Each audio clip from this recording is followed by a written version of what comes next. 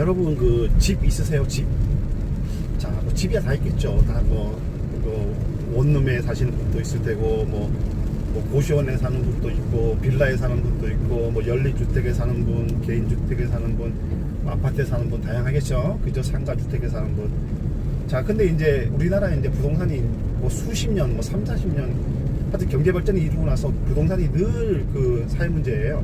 근데 아직도 30년, 40년, 50년 지나도 해결이 안 되고 있어요. 그쵸? 지금 70대, 80대 분들이 젊었을 때도 집은 문제였어요. 늘. 사회 문제였어요. 근데 해결이 안 돼요. 자, 이런 봅시다. 그 수십 년 동안 이어져 오면서 집이 사회 문제 되면서 늘 정책은 나왔어요. 집값이 거품이라는 소리도 한 번도 빠진 적이 없어요. 계속 나왔습니다. 제가 얼마 되지 않았지만 저도 20, 30대 늘 그 집값이 거품이다. 강남 집값이 미쳤다. 근데 그 미친 강남 집값이 지금 이 수도권 충남 이 정도까지 있는 그 집값 가격대였던 거죠. 자, 지금 20, 30대 분들도 지금 마찬가지일 거예요. 지금 집값이 다 미쳤다고 생각하는 분들 굉장히 많을 겁니다. 20, 30대가 아니라도 집이 없는 분들. 근데 지금 이제 정부는 집값 잡겠다고 평균 한 3개월 정도에 한 번씩 정책을 내요. 이게 3개월마다 한 번씩 나누는 게 정책인지 아닌지는 모르겠으나, 하여간 누더기 주택 부동산 관련법이 지금 누더기가 됐어요. 생각해보세요. 3개월마다 한 번씩 새로운 정책이 계속 나오면은 그 법이 아마 그 전문가들도 제대로 파악을 이해 못하는 분들이 수두룩할 겁니다. 그러니까 그게 이제 어떤 집값을 잡기 위해서 계속 그런 건데, 그 집값을 잡기 위한 정책이 어떤 거냐면은 누가 목소리 크게 막 내잖아요, 일부에서. 그러면 그냥 그거를 그냥 적용시켜버려요. 그 반작용 생각 안 하고, 우리나라는 토지, 부동산에 대한 사유재산을 허용하는 국가입니다.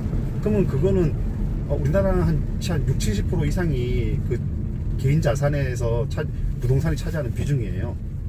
그러면 그런 사람들이 예를 들어 집을 가진 사람들이 자기 자산의 70%, 자기가 정말로 도둑질 안 하고 나쁜 짓 안 하고 모은 그 자산의 70% 정도를 차지하는 그 부동산을 정부가 법과 규제를 통해서 제한하려고 한다. 그러면 그 사람들 어떻겠어요? 어떻게든 그거를 막으려고 하겠죠. 반발하거나 아니면 여러 가지 묘책을 쓰거나. 그렇기 때문에 40년이 지났어도 이 부동산 문제가 해결이 안 되는 거예요. 그리고 더 중요한 건 뭐냐면은, 많은 사람들이, 그러니까 부동산 중에서도 뭐가 문제되나요? 특히 원룸이 문제되나요? 아니면 빌라가 문제되나요? 개인주택이 문제가 되나요? 전원주택이 문제가 되나요? 아니죠. 아파트입니다. 아파트 오래 하나. 왜 그럴까요? 아파트를 다들 선호하기 때문에 그런 거예요. 이게 뭔 말이냐면은, 아파트를 살 능력이 안 되는 사람들은 그냥 빌라에 살면 돼요. 자기 수준에 맞게. 그렇잖아요. 우리 그것만 해당되는 거고, 내가 저기 아주 300만, 400만짜리 백을 사고 싶어. 근데 내가 능력이 안 돼.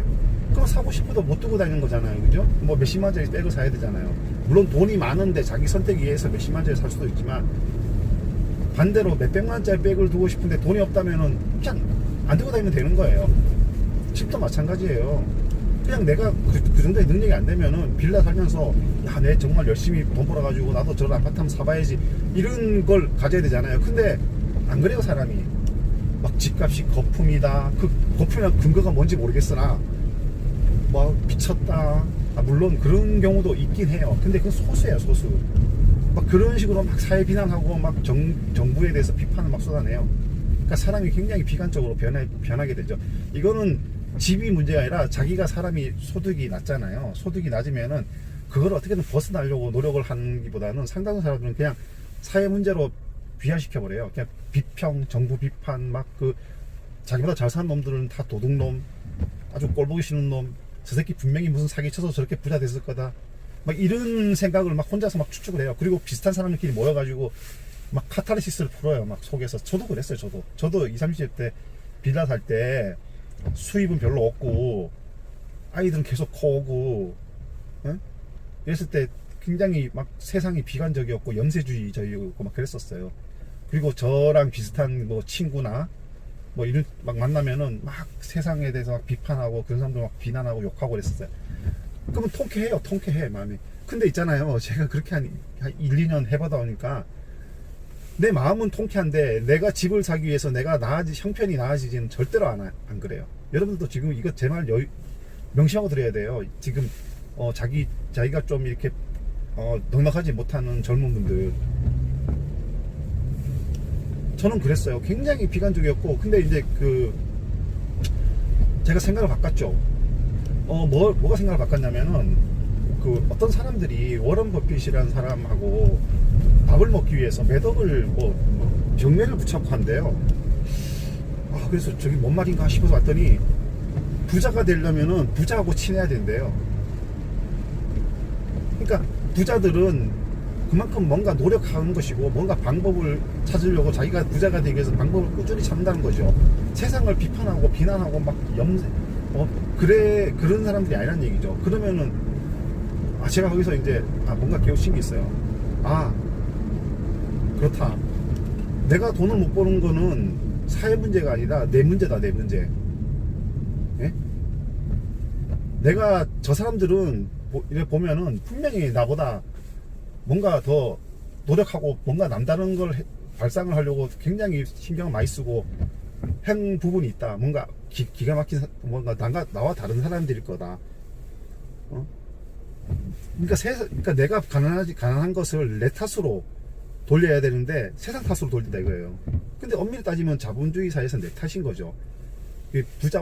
부자와 가난한 사람이 있는 것은 그 부자가 정말로 도둑질, 나쁜 질 이런 걸 하지 않는 이상은 그냥 나보다 더 노력하고 더 기가 막힌 그 아이디어를 하고 여러 가지로 막 다각적으로 노력한 사람들이에요. 그러다가 성공의 그 열쇠를 잡은 사람들인 거죠. 그래서 나도 이제 생각을 바꿨어요. 그리고 이제 그리고 나니까 내가 이런저런 노력을 좀 했어요. 하다 보니까 조금씩 내 재산이 불어나요. 그래서 결국 아파트를 사긴 했지만 그렇다고 해서 제가 이게 생업이 이렇게 엄청 부유해지고 엄청 내가 사장이 되고 기업 오너가 되고 그런 건 아니거든요. 자, 여러분 제가 이제 감히 말씀드리는데 젊은 분들 있잖아요. 지금 집값 이거 거품이다 어떻다 이러고 비난하고 막 목을 졸라가지고 정책으로 규제해가지고 집값을 어떻게가지고 내가 집을 좀 더 잘 살 수 있게 하기를 기대하지 마세요. 제가 봐온 바로는 30년 40년 지나도 노무현 대통령 때도 김대중 대통령 때도 못 잡은 게 집값이에요.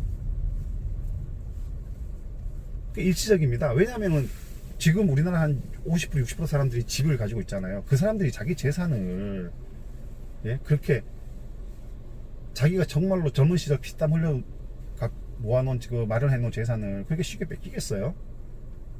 개인 사유재산입니다. 사유재산 침해도 어느 정도 해야 돼요. 정책적으로. 이게 너무 도가 지나치면은 국민들이 반발해요. 국민들이 반발하면 어떤 일이 벌어지나요? 그냥 정권을 바꾸려고 노력하죠. 그럼 정권이 바뀝니다. 정권이 바뀌면 어떻게 돼요? 이런 규제책 이런 거 싹 거의 다시 완화됩니다.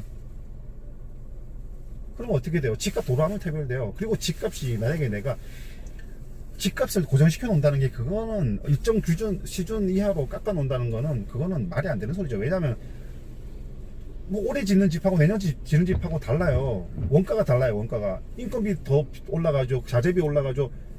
매년 이렇게 경제가 발전하면서 그런 부분들이 같이 올라가는데 어떻게 집값을 그거를 정부가 강제로 이렇게 잡아 놓으려고 그러겠어요. 그건 안 됩니다. 건설사도 이득을 챙겨야 되고 안 그렇겠어요? 맞잖아요, 그죠? 아니 예전에 2,000원 하던 커피가 지금 3,000원, 4,000원 해가 가서 조금씩 물가 이상 하듯이 올라듯이 집값도 그런 거예요. 그리고 입지와 여러 가지 상황에 따라서 집이 똑같을 수가 없죠. 물론 제가 생각할 때 거품인 경우도 없지 않아 있어요. 그러니까 이제 있긴 있지만 그렇다고 해서 이게 아파트를 죄다 그런 식으로 이렇게 몰아붙여서는 안 되는 겁니다. 이거 그 시간에 그러는 과정에 나는 나이를 먹어가요.